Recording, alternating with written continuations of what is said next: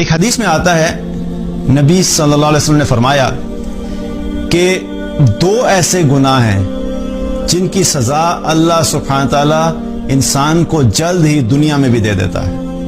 کچھ ایسے گناہ ہیں جن کی سزا دنیا میں شاید نہیں ملے گی لیکن آخرت میں ملے گی اگر توبہ کے بغیر انسان چلا گیا. لیکن دو گناہوں کا ذکر کیا کہ دو ایسے گناہ ہیں جو شخص بھی کرتا ہے اس کو اللہ تعالیٰ دنیا میں ہی اس کی سزا دنیا میں بھی دے دیتا ہے اور آخرت میں سزا ظاہر ہے وہ بھی ہوگی اگر اس نے توبہ نہیں کی. وہ دو کیا ہیں؟ پہلی چیز والدین کی نافرمانی.